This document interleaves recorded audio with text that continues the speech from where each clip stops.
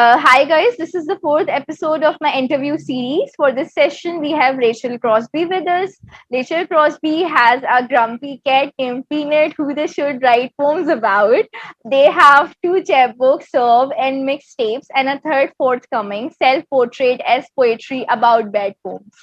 Some of their poems can be found in Pink Plastic House, Wrongdoing Magazine, Spilled Ink, and others.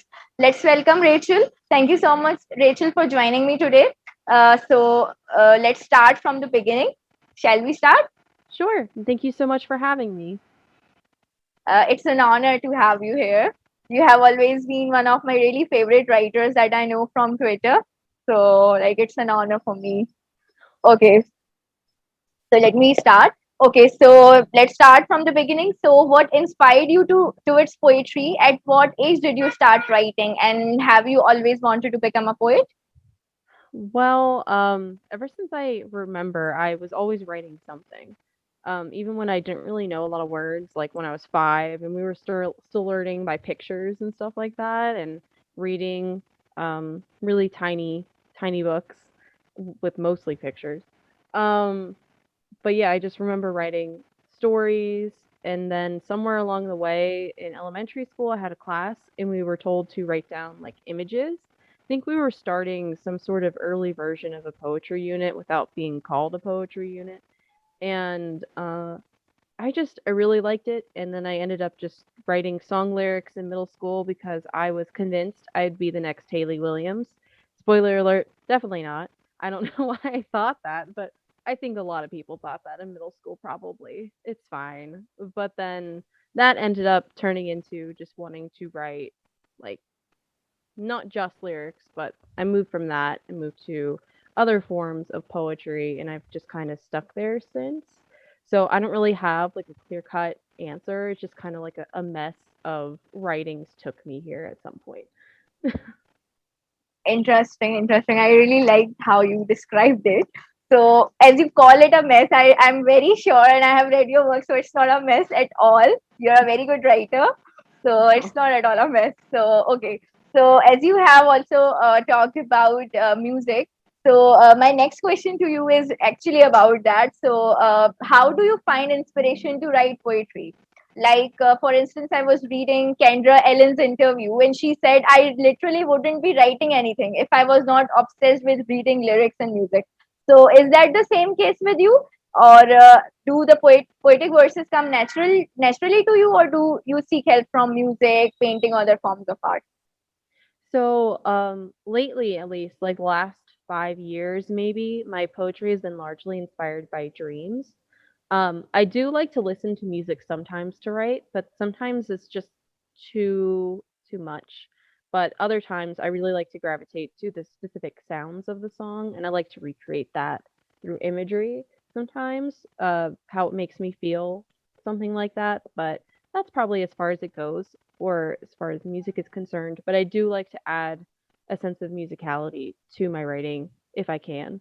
Sometimes I don't mean to, but other times it works out and I don't have to think about it too much. So that's good too.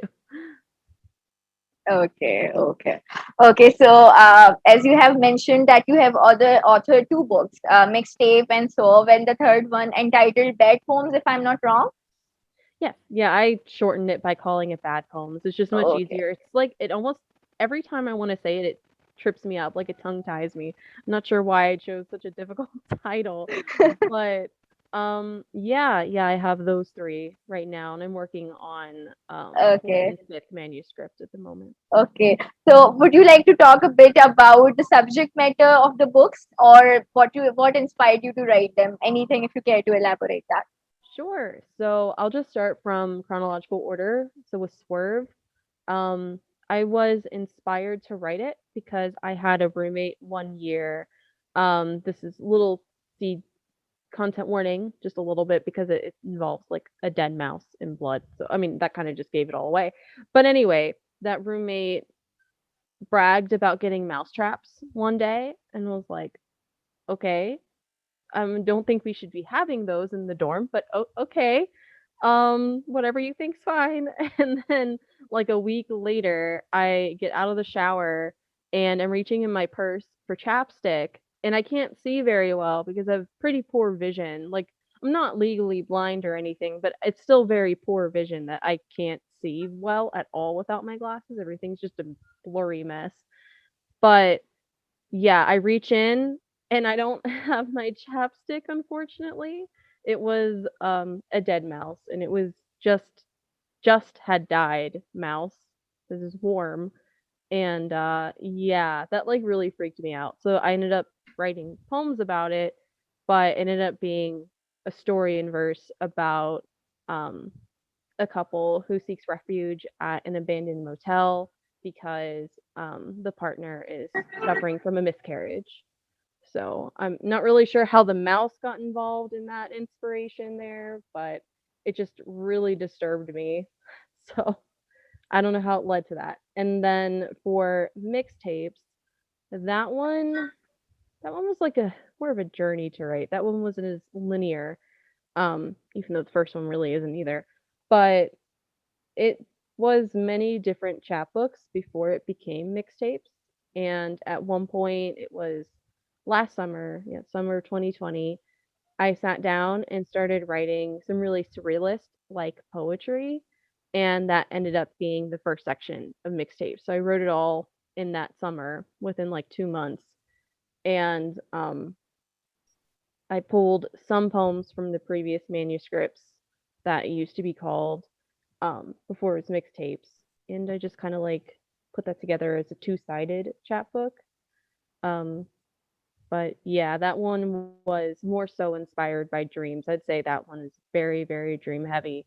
The first one had like poems about dreams in it, but they weren't dreams I had necessarily. It was more like the narrator had it.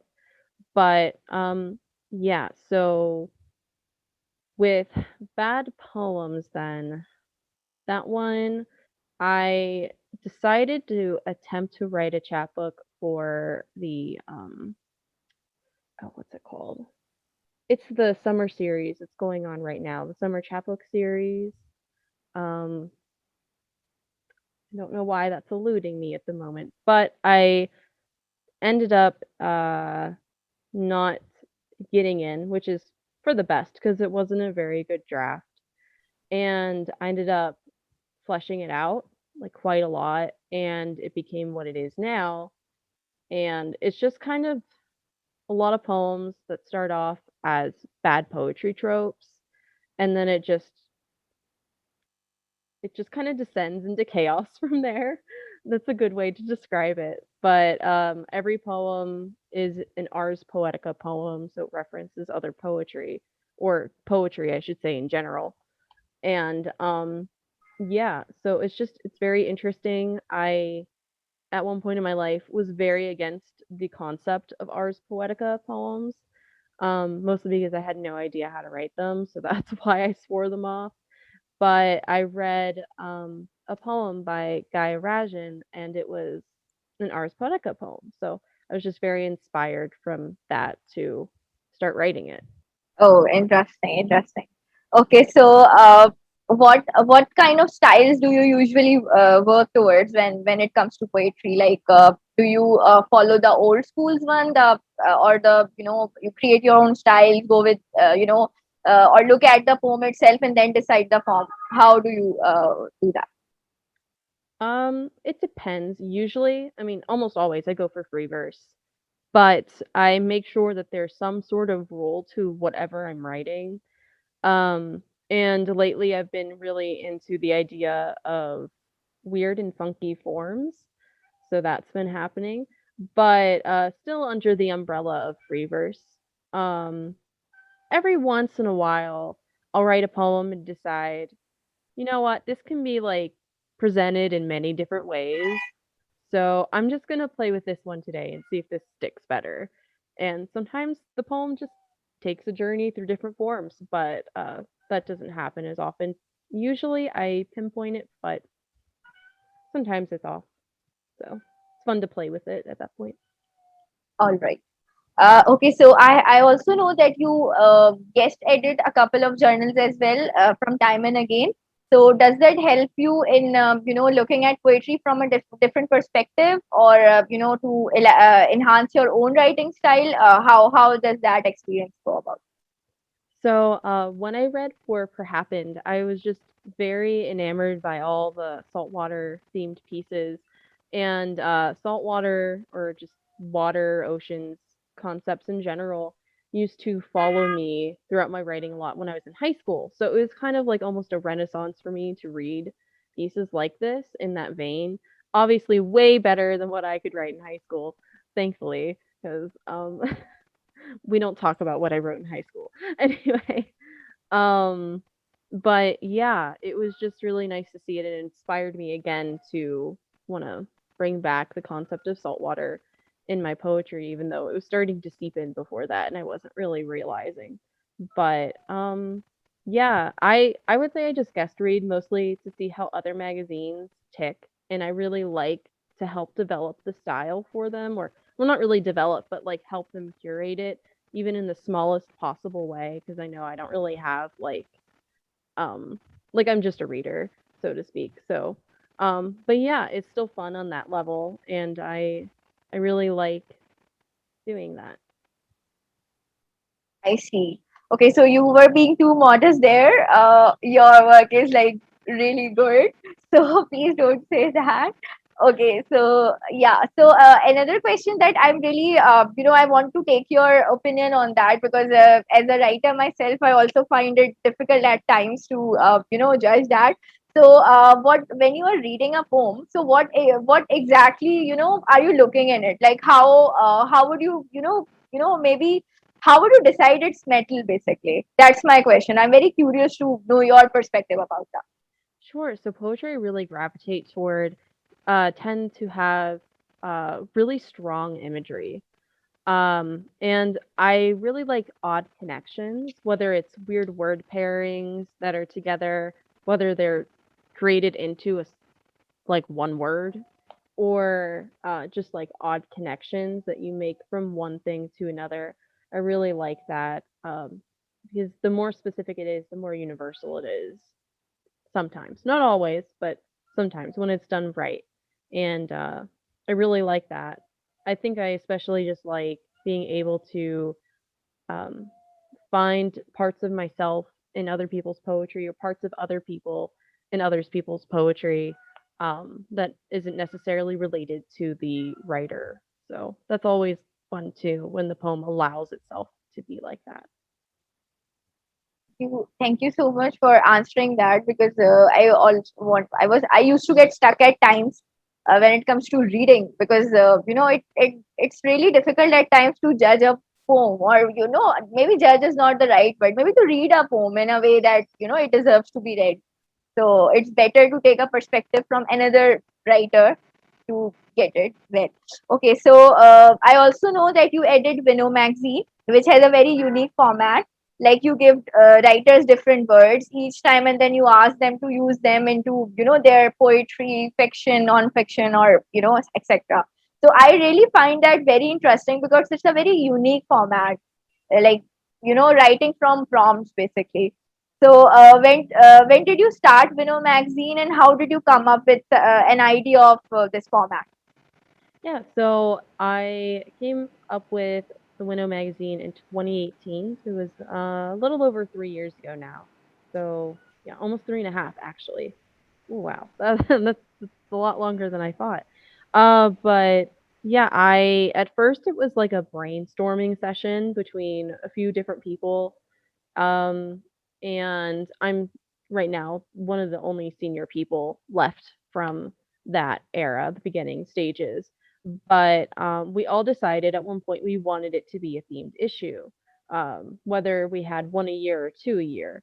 And then it turned into, yes, we're going to have two a year. And I thought, well, our magazine has a lot about dualities within its ethos and concept and mission statement. So why don't we just have like issues that pair together each year? So that's what we've been doing since issue one, because issue one was themeless. And yeah, I mean it was a really good issue, and it was really fun working on that and not having pieces restricted by a theme because it was interesting to curate that and make it seem like there was a theme. But I do prefer the duality themes each year. I think it's a lot of fun. Okay, so you spoke about duality. So could you please elaborate a bit that how could duality be incorporated into poetry to revamp it or to take it to another level? If you can, you know, answer that. Um, I'm sorry, what was the question exactly? Yeah. So I'm saying you spoke about. Can you hear me? Yes, yes, I can hear you. Okay. Okay. So I was asking that you spoke about duality. So how do you believe or how do you think that these two duality could be a major part of a poem, or if it can be, then how would it turn out to be? If you can elaborate that, that would be really helpful. Yeah, so if like you're referring to pieces in the window, we're not exactly looking for poems with a sense of duality in them. We just like both issues to be related to each other, kind of like light and dark sort of thing, which is a duality. I'm not sure why I said that. But yeah, and then with poetry itself when it has duality to it, I think that it's really cool because if you can play off of that with two contrasting ideas, I think it's a lot of fun. I think I'm just really drawn to it because in undergrad I learned about the death drive, which is like a theory created by like Freud and Lacan, and it has this intransitive space-time model where there's life and death in like a un- unfinished loop, and then there's these lines, and then in the middle we don't know what that is because what is in between a duality. So I think that's really interesting to think about. It's I spent so much time analyzing it, so I'm sorry if I'm sounding kind of confusing. Reading Lacan's words gives me a migraine. So I feel like I might be quoting or something because I feel like I'm not making sense, but it's fine. But yeah, I'm sorry. I hope that answered that. Yeah, it totally answered that. Uh, okay, so I would also request you to read some of your poems if you can. Oh, sure. Any certain one or ooh, let me Anything that you would like to read. okay, sure. Let me just grab one really quick. I'll read one from mixtapes. I'm just trying to find one that doesn't really have like a content warning. Okay, actually, this will be good. I'll read the first one that I wrote for the first side of mixtapes. It's not the first in the contents page way, but it's just the very first one that kicked it off. So I think it comes at it's toward the end. It's the fourth toward the end of the first section. It's titled Insomnia in Absentia. Sifting through some shadow box with sand, some displaced sentimentality scalped you. Some time in Texas, you breathed in a sallow sun, morning, wanting someone. The dry glow slaughters the moment with stitchings of insomnia. You project one good thing onto the miasma of matches, swiping right until the next midnight thawed, loosening to soft smoke, to when you swear ghosts appear, to almost warm, austere of unknowns.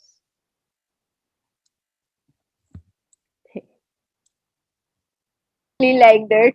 I would definitely, buy the book and then, okay, so another question, and that is the last question. So, since you're a widely published writer and a lot of, you have even edited a couple of journals. So, what would you like to say to up and coming writers as well as those who, write in English as a second language? Yeah, so I would say, I mean, just to anybody, definitely read everything you can get your hands on. It doesn't have to necessarily be poetry. It could be fiction, creative nonfiction, um, even just random Twitter posts that seem interesting. But yeah, just get your hands on everything, and especially when it comes to poetry, at some point after you read a lot of it, start if you haven't already, start um taking it apart and analyzing it and dissecting it and seeing what makes it tick and why you like that or why you don't like that. And knowing that can help you with your own writing. Thank you so much. It's a very important tip that you gave to the upcoming writers, that it's because there is an influx of information, influx of writings basically all around it. So it's very important that one should read all kind of material, so that one should know that what really works, and what is required. So yeah, you actually, that's a very, very, very good advice. So uh, thank you so much, Rachel. And yeah, so that was my last question. So we'll just end the recording.